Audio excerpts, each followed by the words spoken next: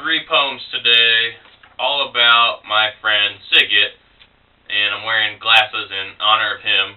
And if he was going to be any Mario character, I would say he's Yoshi. He would play as him in other games like Mario Kart.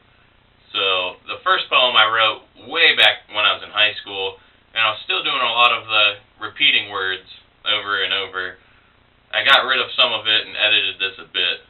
But the big ongoing joke with Sigget was that he was really smart, and he knew so much that maybe the CIA was out to get him. So that is kind of the thought for this first piece, just titled Sigget. Sigget stood staring. I threw a stone to stop his staring. I was ready to go. The empty, open, spacious field was spied, not through the fog glasses of Sigget's eyes. Darkness, stars. Government officials stood by, one in plain view, the rest were hidden. Trapped by invisible men. Why? What? Were we wanted? CIA, Sigget said, emotionless, faceless, walking. Silence. Stillness. Stars stopped shining. There was no light. And then it was flying, radiating brilliance like daylight. Unidentified and unknown, coursing through a cloudless sky. One flash. Blink. The object was gone. Sigget and I were alone again.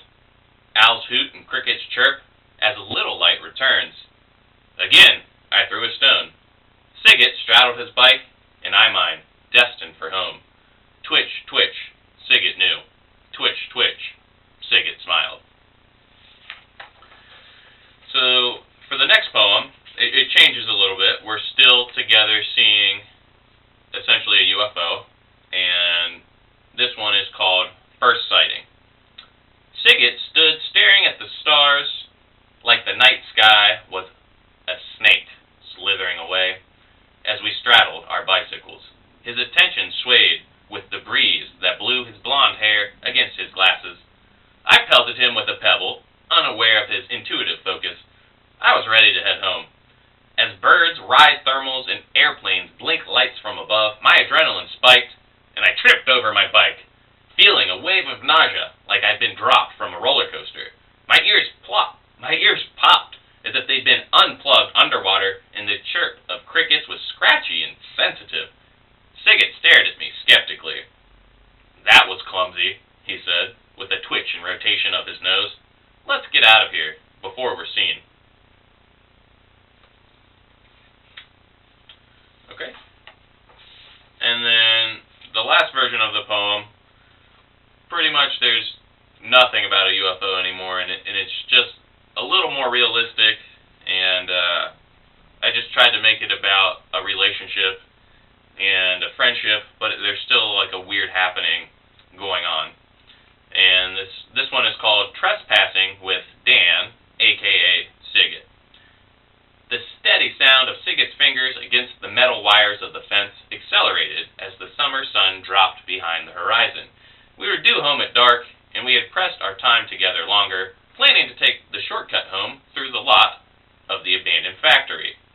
I pulled back part of the fence like a silver banana peel, and Sigget crawled under to the other side. We hurried along until Sigget stopped. I followed his gaze up to the stars. The night sky was comforting, like a spotted blanket. Sigget's scraggly blonde hair whipped across his face with the wind. Sigget adjusted his glasses and pointed to the factory.